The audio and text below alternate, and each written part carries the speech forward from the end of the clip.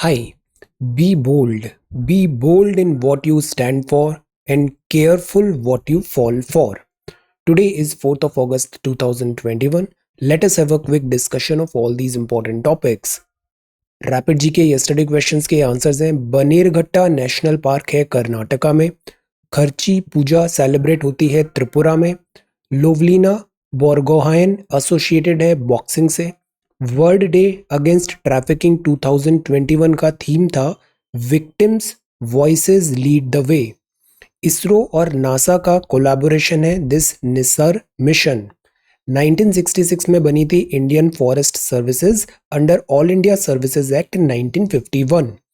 4 years या फिर 65 years of age whichever is earlier, ये टर्म होता है सेंट्रल विजिलेंस कमिश्नर का। So these are answers of yesterday's questions. आज के सवाल है, ह्यूमन कैपिटल इंडेक्स एक एनुअल रिपोर्ट है। This is released by which organisation? Headquarter of international hockey federation कहाँ पर है? विच ऑल सिटीज, कौन से शहर इंडिया के रिकॉग्नाइज्ड है यूनेस्को वर्ल्ड हेरिटेज साइट में? Rani Jhansi marine national park कहाँ पर है? माई अनफॉरगेटेबल मेमोरीज बुक का ऑथर कौन है? The capital and currency of Taiwan, Taiwan अभी काफी न्यूज में है। What is the capital of Taiwan and the currency? So these are 6 questions for today.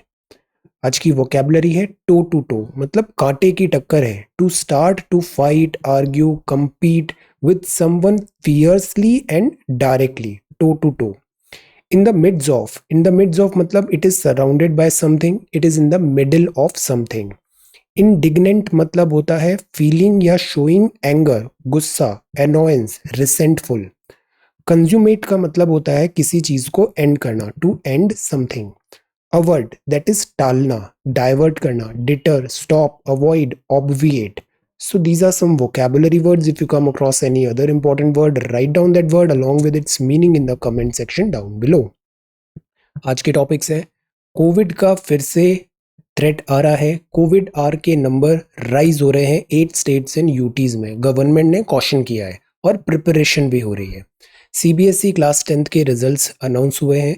This is about circumscription Jammu and Kashmir. Time and patience, India का अभी tour है England में। Cricket will have a talk. This is a term called acclimatisation. Acclimatisation और adaptation में क्या फर्क होता है? अक्लीमेटाइजेशन और इवोल्यूशन में क्या फर्क होता है? देन आज हम लीड आर्टिकल में समझते हैं पोवर्टी। पोवर्टी क्या है, इसको मेजर किस बेसिस में करते हैं, कंजम्पशन या एक्सपेंडिचर? देन की टर्म्स क्या है पोवर्टी के, इंटरनेशनल पोवर्टी लाइन क्या है, पीएलएफएस का सर्वे क्या है, और इंडिया में पोवर्टी एस्टिमेशन के लिए प्री इंडिपेंडेंस और पोस्ट इंडिपेंडेंस क्या क्या एफर्ट्स और कमिटीज आई है। Will have a quick talk और इस पे हम एक सवाल भी तैयार करेंगे। ये वर्ड है इंडो पैसिफिक, ये अभी बज़वर्ड है, काफी न्यूज में है। Will have a talk. Then this is Afghanistan और ये है अनक्लेम्ड वेल्थ। देन गवर्नर की pardon power, 213 and 123 of president, bureaucratic affairs, security for workers, doctors को पेमेंट, और ये अभी नए प्रेसिडेंट, नए दिस राइसी बने हैं नए president of Iran. Then this is about economic recovery, but there is a catch. Economic recovery में के शेप्ड रिकवरी हो रही है। प्राइम मिनिस्टर ने यहाँ पे मोरल बूस्ट किया है और इसी पे बेस्ड हम एक सवाल भी देखेंगे एथिक्स का। ये हिंदी का आर्टिकल है एनर्जी वेस्ट। एनर्जी वेस्ट, ये जो बहुत ज्यादा रोशनी होती है ये क्या प्रॉब्लम क्रिएट कर रही है? Then this is CSAT solutions and certain questions. So we are going to talk about all these important topics in next about 35 to 40 minutes. Our reference material is this The Hindu and this is Indian Express, both are Delhi edition. See, ये front page है the Hindu का, political this is Covid और ये है CBSE. सी, पहले Covid की बात करते हैं। Covid R number rising in 8 states and UTs, government ने कॉशन किया। सी, कोविड के केसेस बढ़ रहे हैं कंटिन्यूसली, 40,000 से ज़्यादा केसेस आ रहे हैं। सेकंड, जो सेरो सर्वे की रिपोर्ट आई थी उसने भी बताया था थर्ड वेव ऑफ कोविड की पॉसिबिलिटी है। स्टेट बैंक ऑफ इंडिया की भी एक रिपोर्ट थी। देन नंबर्स भी राइज हो रहे हैं। तो अगर हम इंटरनेशनल पैटर्न भी देखें ना, तो थर्ड वेव ऑफ कोविड है, इसको हम डिनाई नहीं कर सकते। Third wave of covid. So that is why हमें और ज़्यादा अलर्ट होके वर्क करना है, वैक्सीनेशन का कवरेज बढ़ाना है। सेकेंड वेव जो थी ना वो अभी तक कंप्लीटली ओवर नहीं हुई है। कुछ जिले हैं केरला में, और जैसे केरला, महाराष्ट्र, आंध्रा, तमिल, कर्नाटका, उड़ीसा, यहाँ अभी भी काफ़ी ज़्यादा केसेस आ रहे हैं। सो गार्ड्स डाउन नहीं करिए। मैटर ऑफ कंसर्न है that only 50% of vulnerable group vaccinated. See, vaccination coverage भी अभी सफिशिएंट नहीं है। तो थर्ड वेव को अवॉइड करना है, कोविड को दूर करना है। Vaccination and Covid appropriate protocol is the only way forward. Second news है, सीबीएसई क्लास 10th का रिजल्ट अनाउंस हुआ ऑन क्लाउड 9। इसका मतलब क्या होता है बताइए? On cloud 9 idioms. Students celebrating after the announcement of the CBSE class 10th results in new Delhi. और क्लाउड 9 पे होने का रीजन ये है कि 99% ऑफ द स्टूडेंट्स जो हैं वो पास हो गए। पहले ये 91.46% था। तो दिस साल स्टूडेंट ने अच्छा परफॉर्म किया है, कंडीशंस भी डिफिकल्ट थी, तो रिजल्ट्स अच्छे आए। ये कोविड 19 के कॉन्टेक्स्ट में फ्रंट लाइन वर्कर्स को रेडी कर रहे हैं। अब सी, ये इसलिए इंपॉर्टेंट है because as a DM, because आप गवर्नमेंट सर्विसेज के लिए ट्राई कर रहे हो, तो आपको कुछ लीडरशिप रोल रहेगा। तो आपको क्या स्टेप्स लेने हैं ताकि आप थर्ड वेव ऑफ कोविड को स्टॉप कर पाओ अपने अपने जुरिस्डिक्शन में, अपने एरिया में। Readying the front line, front line जो है ना, इसको रेडी करना जरूरी है। प्रॉपर वैक्सीनेशन हो, प्रॉपर ट्रेनिंग हो, स्टाफ प्रॉपर हो, मैन पावर वहां पे प्रॉपर हो, ये जरूरी है फ्रंट लाइन को रेडी करने के लिए। Ahead of the predicted third wave of the pandemic, nursing staff undergo a training program on handling COVID-19 patients in this Gujarat. तो this is a good strategy कि जो इवेंट होने वाला है, थ्रेट है, आप उसके लिए पहले से ही तैयार कर रहे हो ताकि लास्ट में आपको फायर फाइटिंग मेजर्स नहीं करने पड़ेंगे। तो this is good, this is good strategy. अब आगे बढ़ते हैं। तो फ्रंट पेज की ये न्यूज़ है। देन सेकंड पेज में है बैरियाट्रिक सर्जरी हुई, मोटापा। बॉडी मास इंडेक्स होता है एक बीएमआई के। अगर आप जैसे फौज में इधर ट्राई कर रहे हो ना, तो यहाँ पे वेट एक बहुत इंपॉर्टेंट क्राइटेरिया होता है। कुछ ही दिन पहले हमने देखा था एक पर्सन ने वो क्वालिफाई कर लिया था, बट वो ओवर वेट था बाय 1 और 2 kg, तो वो रिजेक्ट हो गया। तो वेट को अपना चेक करिए। वेट चेक करने के दो आसान तरीके हैं। पहला तो अपनी डाइट पे ध्यान दीजिए, जंक नहीं खाना है, ओवर ईटिंग नहीं करनी है। Second, exercise. These are two very simple strategy to reduce weight. Then this is page number 3, admission open, page number 5, second wave still raging in country। then सीधा editorial है। First editorial है सर्कमस्क्रिप्शन। सी, Jammu and Kashmir में अभी एक circular ऐसा जारी हुआ कि जो यहाँ के person stone pelting, stone throwing या फिर एंटी स्टेट ऐसी एक्टिविटीज में थे, उनको वीजा और उनको पासपोर्ट इशू, उनको गवर्नमेंट इशू, गवर्नमेंट जॉब्स में एंट्री, इन सब के पहले एक बैकग्राउंड चेक होगा। उनका दिस जो रिकॉर्ड है वो क्लियर सर्टिफिकेट मिलेगा, तब उनको आगे प्रोसीड किया जाएगा। अब ये जो बात है ना, लॉज के हिसाब से देखें तो विद इन लॉज है। Under section 6(2) of the passports act 1967, passport can be denied to application for various reasons. Passport deny हो सकता है जैसे कि एंगेजिंग इन एक्टिविटी जो प्रिजुडिशियल है कंट्री की सोवर्निटी और इंटीग्रिटी के लिए, या फिर ऐसी किसी एक्टिविटी में इन्वॉल्व थे जो डेट्रीमेंटल है कंट्री की सिक्योरिटी में। तो ये लॉ के अकॉर्डिंग तो हो सकता है। ये लॉ के अकॉर्डिंग जो डिसीजन होता है, आप इसको कोर्ट में चैलेंज भी कर सकते हो। बट द पॉइंट इज, यहाँ पे जो मैसेजिंग है वो ये होनी चाहिए कि हम यहाँ कॉन्फिडेंस बिल्डिंग मेजर्स करें। ये जो विच हंट होता है ये स्टॉप करें। देन कॉन्फिडेंस बिल्डिंग मेजर्स के साथ साथ हमारा प्रायोरिटी ये होना चाहिए कि पीस और normalcy is our aim. Peace, normalcy, and this is integral part of our country. So that is why यहाँ पे फेयर ट्रीटमेंट होना जरूरी है। Okay, then this is about time and patience. Time and patience, time and patience article है। ये article है Indian cricket team जो visit कर रही है लंदन, इंग्लैंड। इंग्लैंड में अभी टेस्ट मैच सीरीज होनी है, शायद 5 मैचेस का टेस्ट मैचेस होंगे, 5 टेस्ट मैचेस की सीरीज है। अब इंग्लैंड में इंडिया का परफॉर्मेंस एज सच इतना अच्छा कभी रहा नहीं है। 1932 में हमने पहला टूर किया था, अभी तक हम केवल 3 सीरीज जीते हैं, 71 में, 86 में और 2007 में।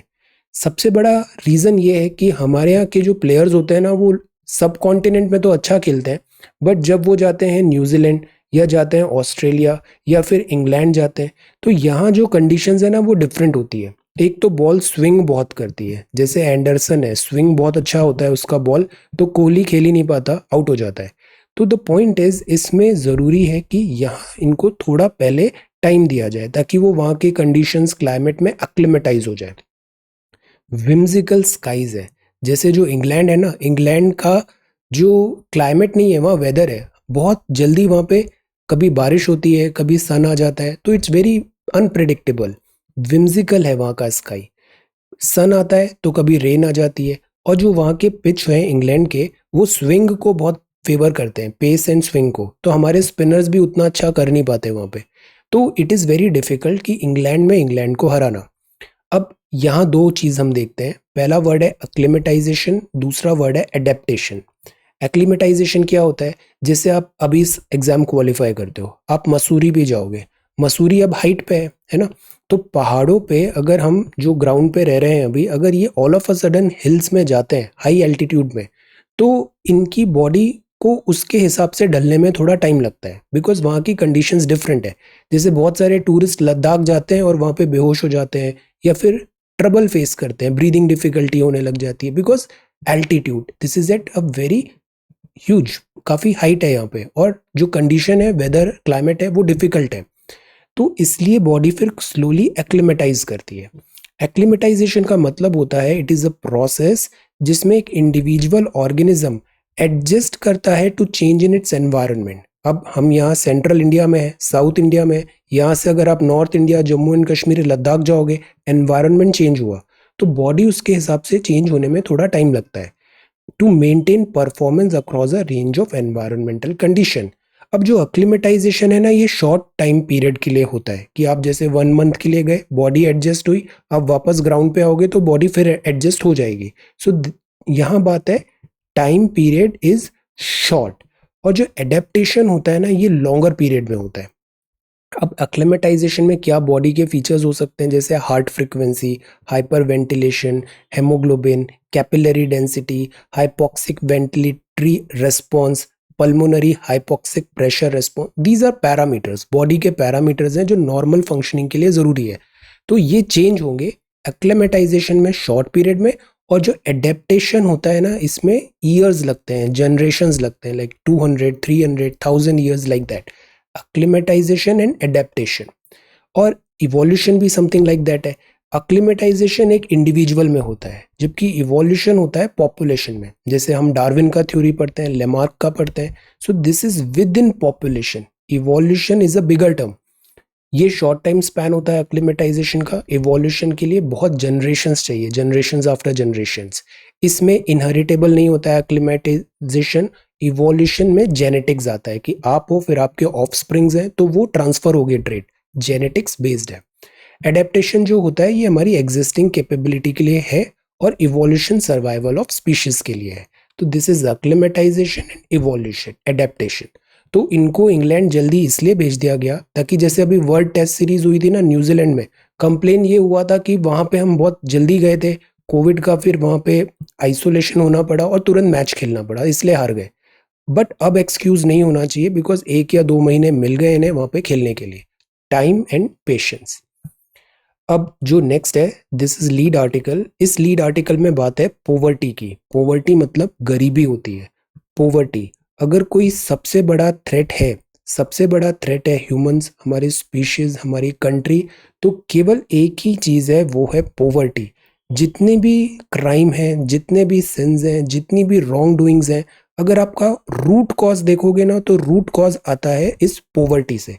तो हम लोगों का केवल एक ही एनिमी है, और वो एनिमी है पोवर्टी। नॉट ओनली अस, पूरे वर्ल्ड लेवल पे, चाहे वो अफ्रीकन कंट्रीज देखो, चाइनीज देखो, पाकिस्तानी देखो, Nepal, Sri Lanka, anywhere, poverty is our enemy. This is our only enemy, जिससे हमें फाइट करना है, पोवर्टी को दूर करना है। इसीलिए हमारे यहाँ गरीबी उन्मूलन प्रोग्राम चलता है।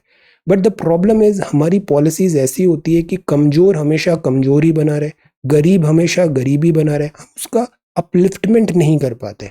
और इसका सबसे बड़ा कारण ये होता है कि हम गरीब को पहचान नहीं पाते। गरीब है कौन, आप डिफाइन कैसे करोगे? जब तक आप डिफाइन नहीं कर पाओगे, तब तक आप उनकी हेल्प नहीं कर पाओगे। तो सबसे बड़ा जो चैलेंज होता है, वो होता है पोवर्टी आइडेंटिफिकेशन का। Poverty identification.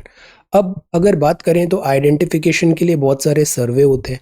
जैसे एक था कंजम्पशन एक्सपेंडिचर सर्वे जो लास्ट टाइम 2011-12 में हुआ। अब कोविड भी हो गया है और 2022 तक अब अगला सर्वे आएगा। मतलब अभी हमारे पास जो डेटा है वो 10 साल पुराना है।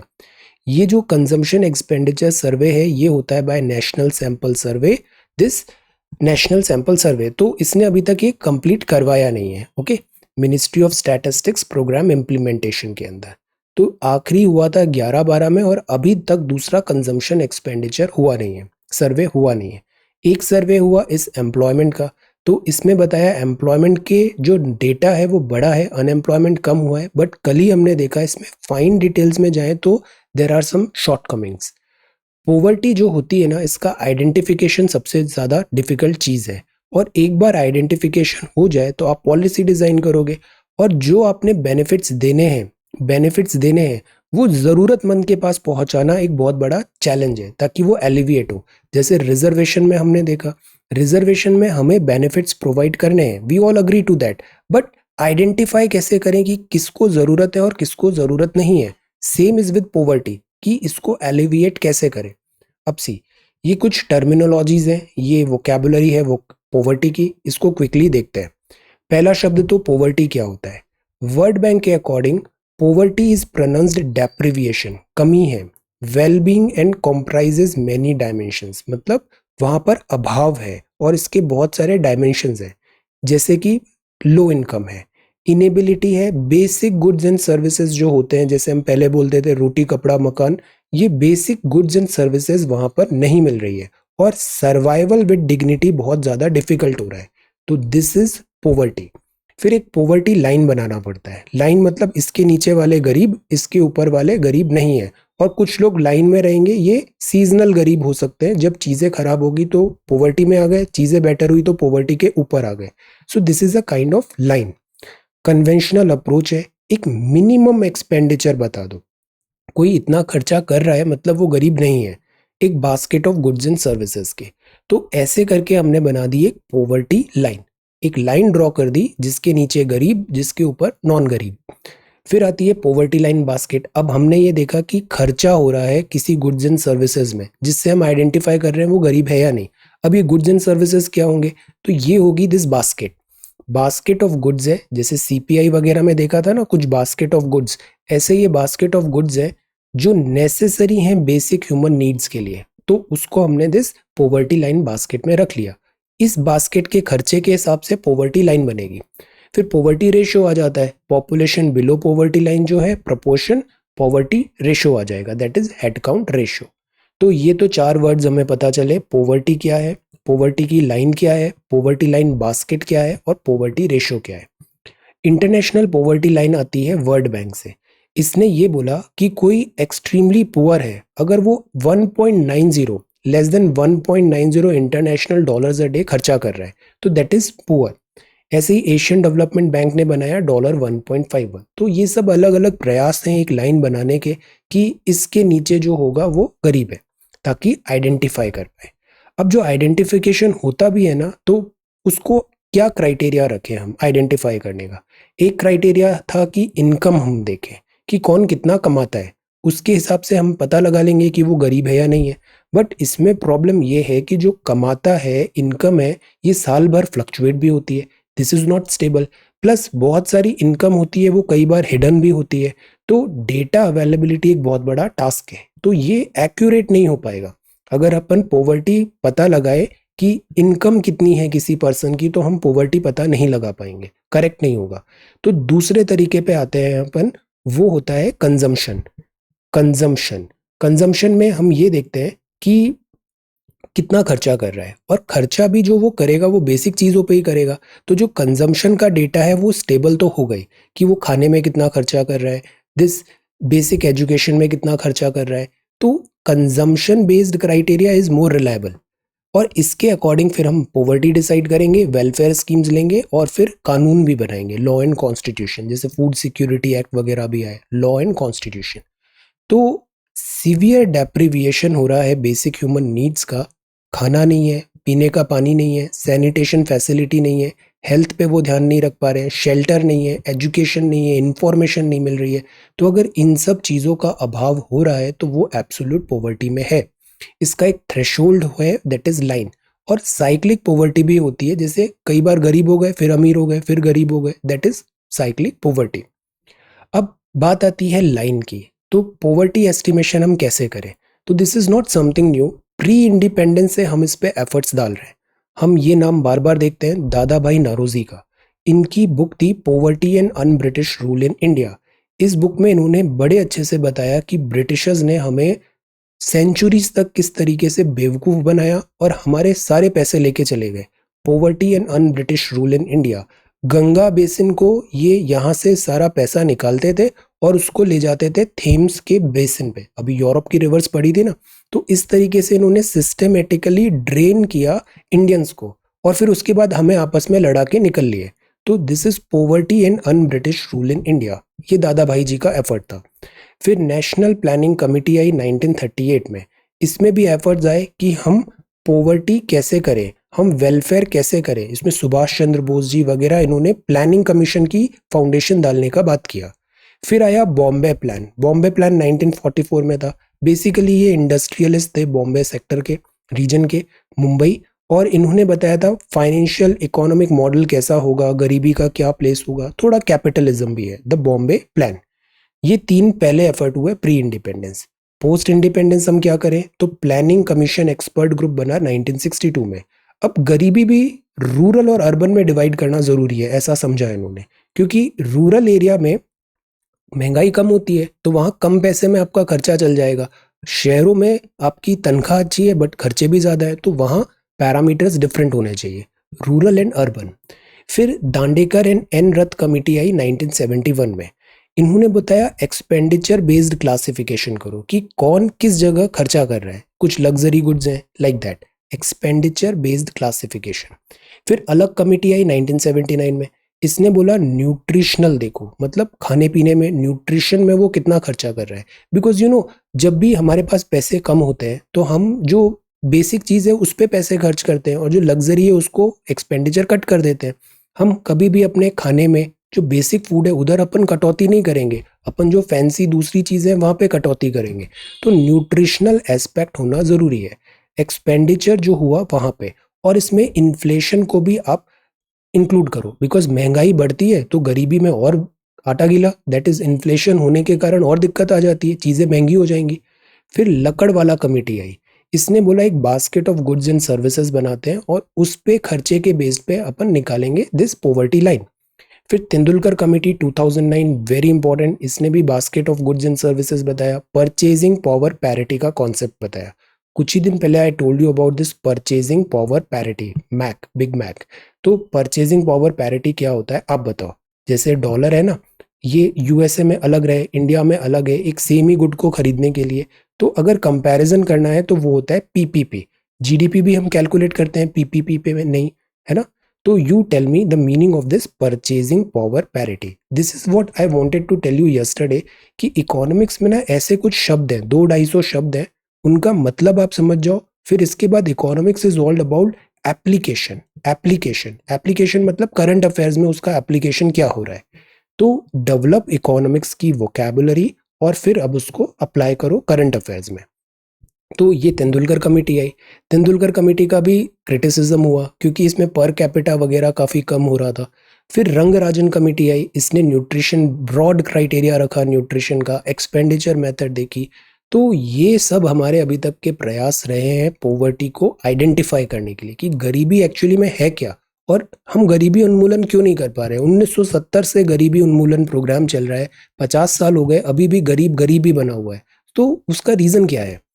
मल्टी डायमेंशनल पॉवर्टी हम क्यों नहीं देखते? अब पॉवर्टी मतलब पैसा ही नहीं होता है। कुछ लोग दिस अदर वेज में पॉवर्टी होती है, उनके पास मनी है but they are poor in other aspects. So multi dimensional poverty होती है। पॉवर्टी लाइन बास्केट जो है ये भी वेरी होनी चाहिए कि रूरल में या टेम्पोरल में स्पेटियल वेरिएशन आ रहा है या नहीं आ रहा है। ये चीज़ें ध्यान रखना है, तभी हम प्रॉपर आइडेंटिफाई कर पाएंगे पॉवर्टी को। और एक बार आइडेंटिफाई हो जाती है ना चीज़ें तो उसका सॉल्यूशन बेटर आता है। तो this is the question for you today. What you understand by the term poverty, इसका मतलब क्या है, पॉवर्टी का मतलब क्या है। तो ये अभी जैसे वर्ल्ड बैंक की डेफिनेशंस देखी ना, ये डेफिनेशन एब्सोल्यूट की दिस, इसको आप लिखो। Identify the various efforts been made so far to measure poverty, अभी तक के कौन कौन से एफर्ट्स हुए अभी डिस्कस किया, right it. Suggest innovative measures for poverty alleviation, अब यहाँ आपको अपना टैलेंट दिखाने का मौका है। मेजर्स बताओ कि आप क्या क्या सोच सकते हो, सोचो, इनोवेट, क्रिटिकल थिंकिंग करो, क्या तरीके हम लाएं कि पॉवर्टी को हम फाइनली दूर कर पाए। ओके, तो इसमें 3 पार्ट है, पहला पार्ट, दूसरा पार्ट, तीसरा पार्ट। जब भी आंसर लिखो पूरे पार्ट्स को एड्रेस करना है। ओके, हर किसी का एक सेक्शन का एक वेटेज होता है। तो दिस दिस दिस 3 पार्ट्स है, structure it properly and right it down. For now just focus on quality. Okay, focus on quality, आपको इंटरनेट से देखना है, बुक्स में देखना है, it's an open book question. Okay, आपको जहां से भी देखना है आप देखो सोर्सेस, बस इस टॉपिक को बड़े अच्छे से प्रिपेयर करो और लिखो उसे, एफर्ट्स, मेजर्स, पॉवर्टी। ओके, एक बार क्वालिटी आ जाती है ना तो फिर स्पीड भी आ जाएगी, पर पहले ही स्पीड आप करोगे ना तो स्पीड आ जाएगी बट क्वालिटी नहीं आएगी। तो फर्स्ट गो फॉर क्वालिटी, फिर कुछ टाइम बाद सम पेशेंस, 6 मंथ्स तक आप लिखो डेली, आपको स्पीड भी आ जाएगी, दोनों चीज हो जाएगा। ओके, राइटिंग इंप्रूव होगी, प्रेजेंटेशन इंप्रूव होगा, डिसिप्लिन इंप्रूव होगा। This is so simple, but all you have to do is be consistent, rabbit नहीं बनना है, be consistent. Getting back in business in the Indo Pacific, अब ये दूसरा article है, तो इसमें बस यही सारी बातें हैं कि हम पॉवर्टी को कैसे एलिवेट करें, कोविड-19 के कारण और डिफिकल्टीज आई उसको भी हम फैक्टर इन करें। This is about getting back in business in the Indo Pacific. हमने 2 टर्म देखे थे, एक था क्वाड, दूसरा था इंडो पैसिफिक। क्वाड में मिलिट्री एंगल ज्यादा है, इंडो पैसिफिक में इकोनॉमिक एंगल ज्यादा है। ये है इंडो पैसिफिक, मतलब ये पैसिफिक ओशन हुआ, पैसिफिक ओशन की कंट्री। मेरे को सारे ओशंस के भी पीडीएफ देने हैं, मैं उसको करता हूँ, आजकल मैं कर दूंगा। पैसिफिक, और ये है इंडियन ओशन, सी इंडियन ओशन। तो ये जो पूरा जोन्स है और यहाँ की जो कंट्रीज है ना, ये बनाती है इंडो पैसिफिक। यहाँ एक कंट्री है चाइना, जिससे यूएसए को बड़ी प्रॉब्लम है। तो यूएसए अभी इंडो पैसिफिक में बहुत ज्यादा फोकस कर रहा है। यूएस के सीनियर ऑफिशियल्स ऑलमोस्ट हर कंट्री में, जैसे इंडियन ओशन में भी आप मेडागास्कर देखो, ओमान देखो, यहाँ हर जगह यूएस के ऑफिशियल्स विजिट कर रहे हैं और टाइज डेवलप कर रहे हैं लाइक माइंडेड कंट्रीज का। यूएस फोकस कर रहा है rule based world order, China के डोमिनेंस को काउंटर करने की कोशिश कर रहा है, South Asia, Arabian Peninsula, everywhere. So ये यहाँ जो क्लैश हो सकता है वो हो सकता है यूएसए वर्सेस चाइना का, और इंडिया को इसमें प्रिपेयर होना बहुत जरूरी है, बिकॉज इंडियन ओशन हमारा बैकयार्ड है। जैसे अभी चाइना क्या करना चाह रहा है, चाइना सोच रहा है ताइवान को कैप्चर कर लेते हैं, जिसकी आज आपको कैपिटल करेंसी बतानी है। अगर चाइना फोकस करेगा ना ताइवान में, तो इंडिया ही एक ऐसी कंट्री है जो चाइना को चैलेंज कर सकता है बिकॉज ऑफ दिस बॉर्डर। अगर मिस एडवेंचर चाइना करता है ताइवान में, तो हमारे पास एक बड़ी अच्छी अपॉर्चुनिटी रहेगी कि जो हमारा अक्सई चिन वगैरह एरिया है वो हम कैप्चर कर लें, अगर फाइट जैसी कोई सिचुएशन आई। तो द पॉइंट इज इंडिया को वेल प्रिपेयर्ड होना चाहिए, वेल प्रिपेयर्ड, ताकि जो मौका लगे हम उसको अपने एडवांटेज में यूज कर पाए। This should be the way forward. International relations में ना कोई परमानेंट फ्रेंड नहीं होता, कोई परमानेंट एनिमी नहीं होता। तो हमें ये माइंडसेट डेवलप नहीं करना है कि चाइना एनिमी है, यूएसए फ्रेंड है। नो, जहां हमारा इंटरेस्ट होगा हम वो काम करेंगे। ओके, यूएसए भी ऐसे ही करता है, चाइना भी ऐसे ही करता है, इवन पाकिस्तान के साथ भी इस फ्रेमवर्क में नहीं रहना चाहिए कि पाकिस्तान मतलब एनिमी। नो, अपॉर्चुनिटीज आएगी, लाइक कुछ हमारा कॉमन गोल्स आ रहा है, तो why not, we are open. This should be the way forward. Then the problems of prediction, ये है वाई मोस्ट कोविड-19 फोरकास्टिंग हैज गॉन रॉन्ग। इसीलिए कोविड को हम बहुत ज़्यादा डिटेल में देखते नहीं है थ्योरीज, चाहे कोई नई डिस्कवरी हुआ, मेडिसिन हुआ वगैरह, बिकॉज जब तक वो सेटल नहीं होती ना उसके फेल होने की चांसेस ज़्यादा है। एक टाइम था हमने प्लाज्मा थेरेपी बहुत डिटेल में पढ़ा, बाद में पता चला वो इतना इफेक्टिव है नहीं। तो द प्रॉब्लम ऑफ प्रिडिक्शन, कुछ थे जो शुरू में बोले कि कोविड बस ऐसे ही है, एक आध महीने में ठीक हो जाएगा। आई रिमेंबर जनवरी 2020 में when I started this newspaper, तो न्यूज़ आती थी कि इट्स लाइक सिंपल सर्दी जुकाम, ठीक हो जाएगा। बट नो, फिर हमने देखा फर्स्ट वेव, फिर फर्स्ट वेव के बाद एक्सपर्ट्स बोलने लग गए कि अभी ठीक हो जाएगा, हमने सेकेंड वेव देखा। Point is nobody knows की what is happening. Vaccination and second thing is appropriate behaviour. Same is with economy, economy में भी अभी किसी को कुछ नहीं पता है कि क्या चल रहा है, किस डायरेक्शन, किस करवट उठ बैठेगा। तो ज़्यादा डेटा और पॉलिसीज में नहीं जाना है, अभी सेफ प्ले करना है, केवल जो बेसिक्स है बेसिक्स कीवर्ड्स है, वोकैबुलरी है, आप उधर अपना स्ट्रेंथ डेवलप करो। इवन जो इकोनॉमिक सर्वे है ना, इसमें भी प्रिडिक्शन होता है, ये प्रिडिक्शन भी फेल होगा बहुत हद तक। ओके, तो ज़्यादा डवेल वहाँ भी नहीं करना है। कॉन्सेप्ट्स बस समझिए आप, कॉन्सेप्ट्स क्या होते हैं, वोकैबुलरी क्या होती है, मतलब क्या होता है, दैट्स ऑल। क्योंकि सवाल भी वहीं से बनेंगे, अदरवाइज ऑब्जेक्शन आ जाएगा क्वेश्चंस में भी। Okay, a confident exit from Afghanistan, ये एक नया ट्रबल है। यूएसए एग्जिट कर रहा है अफगानिस्तान से और हमारा हेडेक हो जाएगा ये। This is unclaimed wealth. अब एक प्रॉब्लम और हो गई, जैसे बहुत सारी डेथ्स हुई हैं, डेथ्स में अगर नॉमिनेशन आपने नहीं बनाया है तो वो उस अकाउंट का क्या होगा, वेल्थ का क्या होगा। एसबीआई में इतने ज़्यादा अकाउंट्स अभी ऐसे हैं जिनका कोई क्लेम करने वाला नहीं है, वो पैसा ऐसे ही रखा हुआ है, अनक्लेम्ड वेल्थ।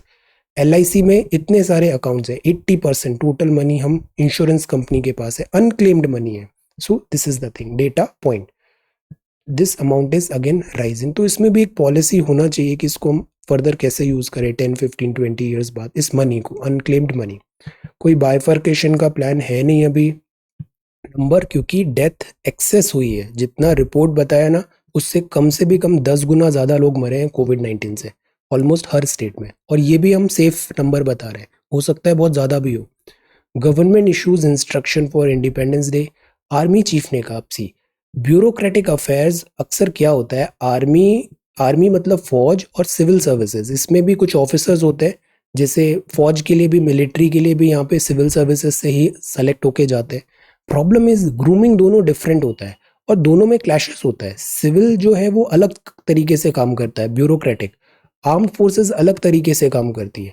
तो एक टसल तो ट्राई सर्विसेज के बीच में होता है, दूसरा सिविलियन और मिलिट्री के बीच में अक्सर टसल होता है, दोनों में फ्रिक्शन आता है, तो उसको दूर करना जरूरी है। Governors pardon power override 433A, supreme court ने कहा। सी जो हमारा गवर्नर का पार्डनिंग पावर है, गवर्नर की पार्डनिंग पावर है, तो गवर्नर और प्रेसिडेंट की जो पावर है पार्डनिंग, वो ऑलमोस्ट सेम है।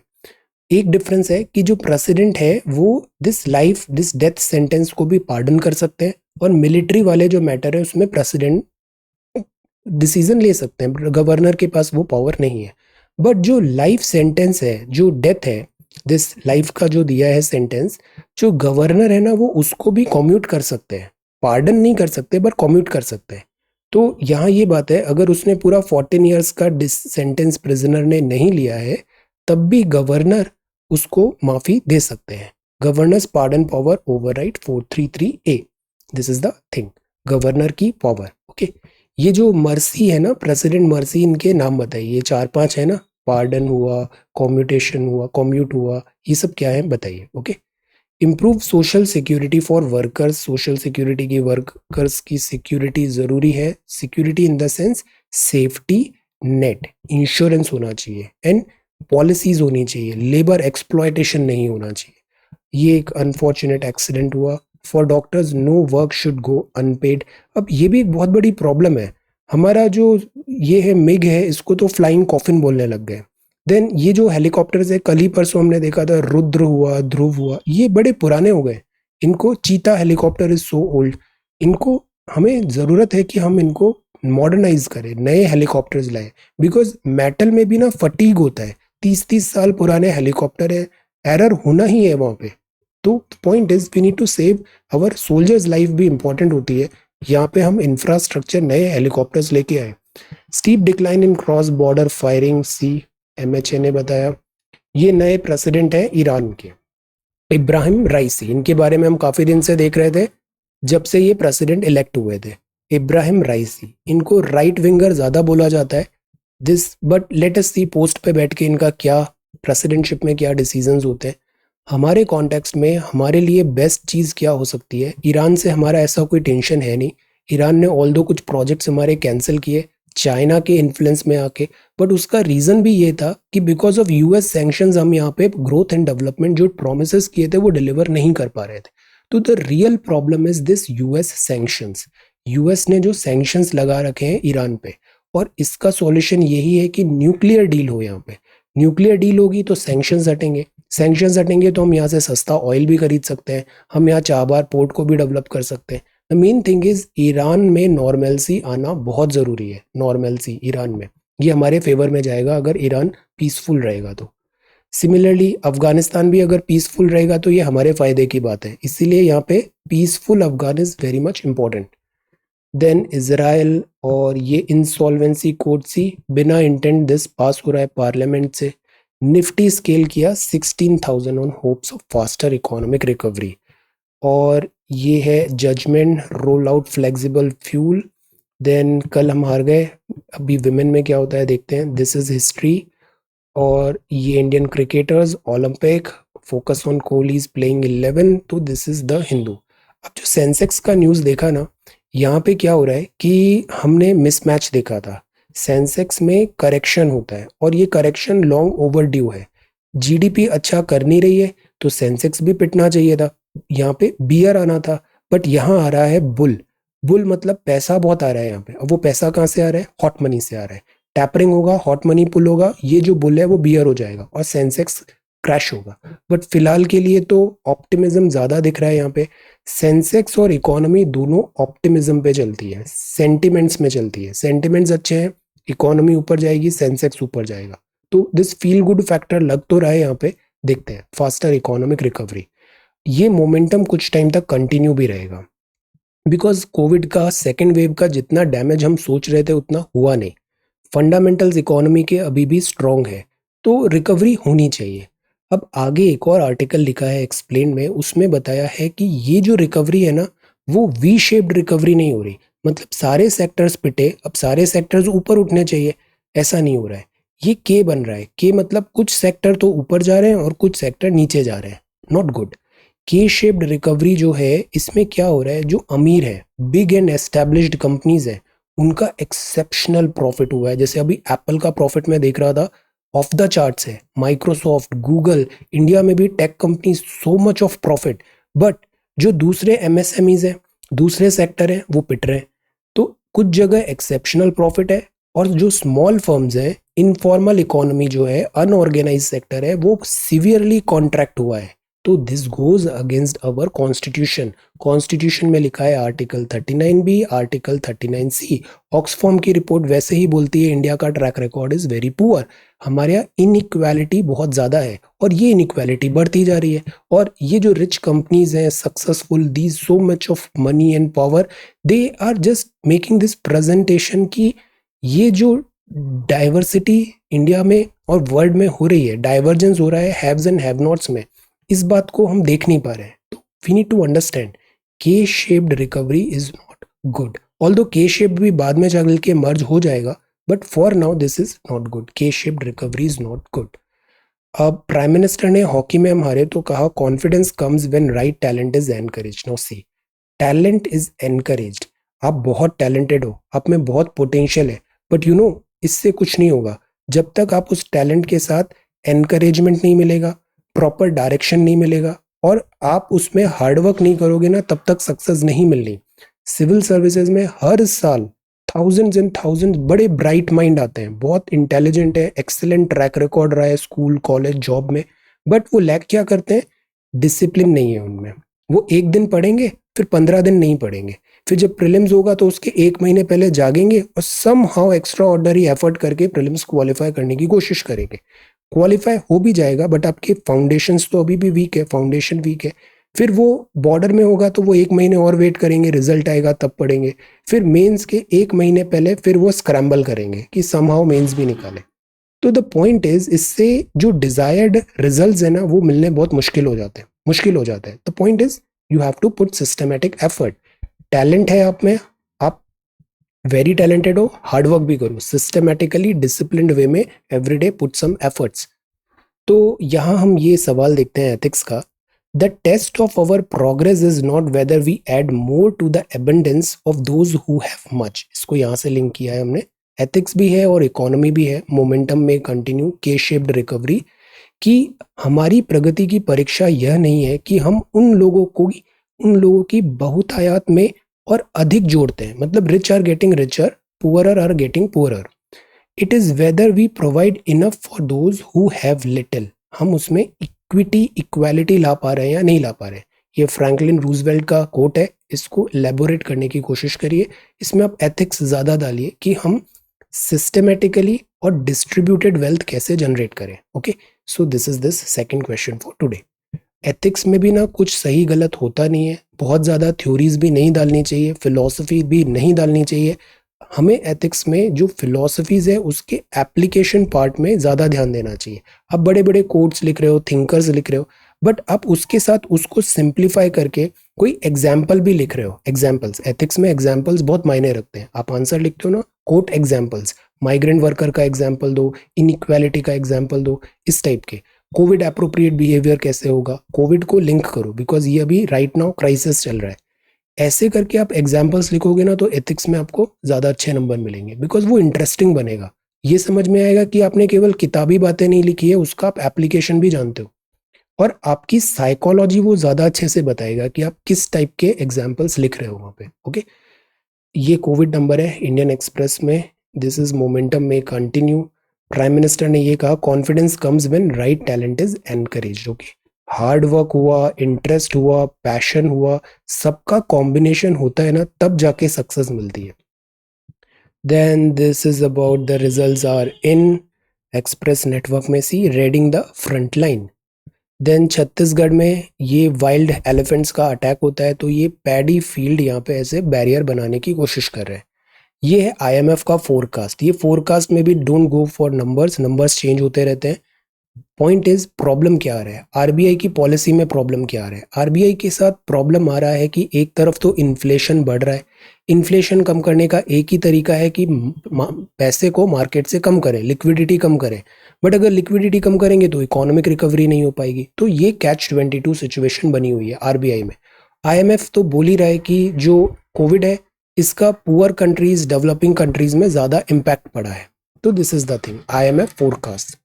वायरस के भी बहुत सारे वेरिएंट्स हैं, आइडेंटिफाई करें, टेकल करें. ये मुंबई की चॉल्स है. स्लम्स जो होती है ना, इधर भी हमें ज़रूरी है कि हम स्लम्स का दिस ये जो है स्लम्स है, लिविंग कंडीशंस बेटर करें, इसका ऑल्टरनेट निकालें. और इसके लिए ज़रूरी है urban housing policies. This is count the distress. See unemployment number strikes cautionary note है कि अभी यहाँ पे डिस्ट्रेस बढ़ रहा है, इकोनॉमिक डिस्ट्रेस. एनईपी की बात है, एजुकेशन पे ध्यान दें, ग्रिम प्रोस्पेक्ट है. ये डुओपोली की बात है.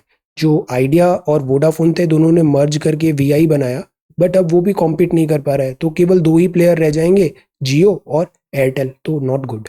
This is shorts at revival. Vaccination को rupee wish for India at 100. क्या हमारे दिस एस्पायरेशंस है.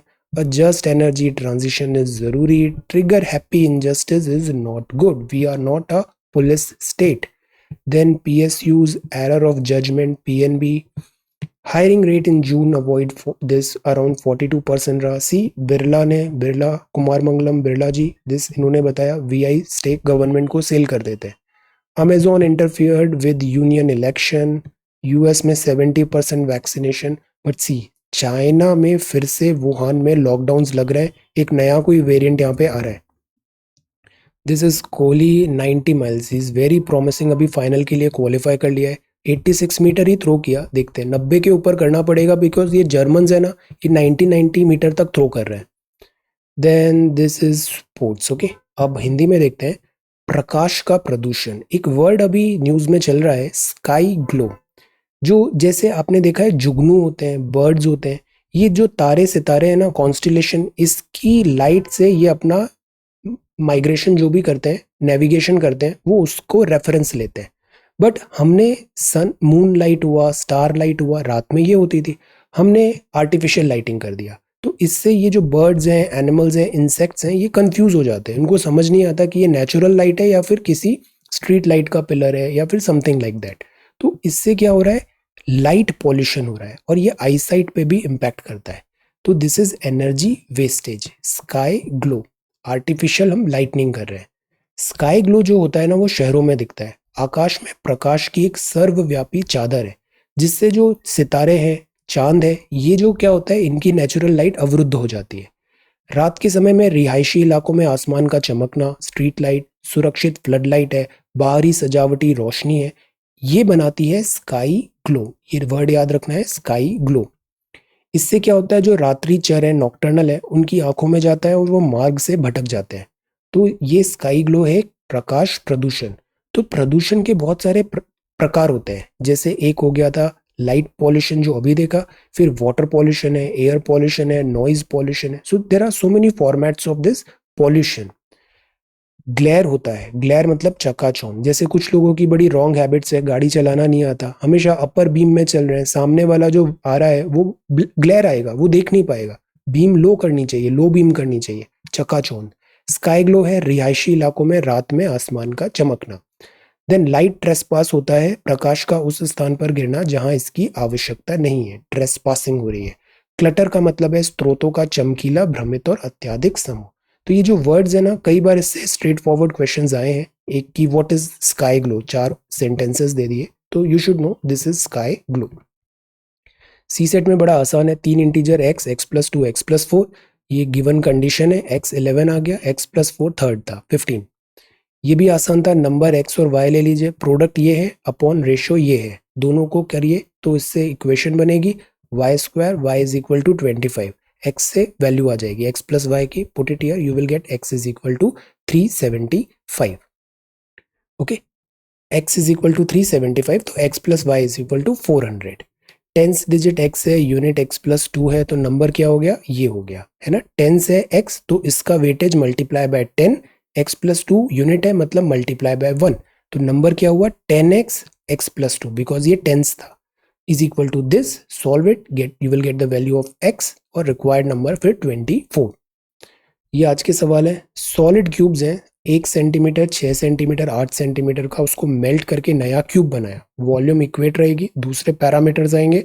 सरफेस एरिया बताना है, द क्यूब सो फॉर्म, नए क्यूब का सरफेस एरिया क्या है. शॉवर है 5 सेंटीमीटर रेनफॉल का, तो volume of water that falls on 1.5 hectare of ground. अब आपको पता होना चाहिए 1.5 हेक्टेयर में कितना एरिया होता है. Okay, centimetre. Then 2 cones have their heights in the ratio 1:3. Radii of base 3:1 है, ये कोन होता है. Find the ratio of their volume, volume find करिए, रेशियो है मतलब और आसान है. Okay, so these are 3 questions for today. ये सी सेट सॉल्यूशंस हैं. Sky glow, no this word, answer this question. Okay, distribution of wealth, और ये भी बताइए पॉवर्टी, ये बड़ा इंपॉर्टेंट है, अच्छे से इसको प्रिपेयर करिए. Okay, so this is acclimatization and this is 4th of August 2021. Thank you so much for watching this video. Take care, study well and be safe.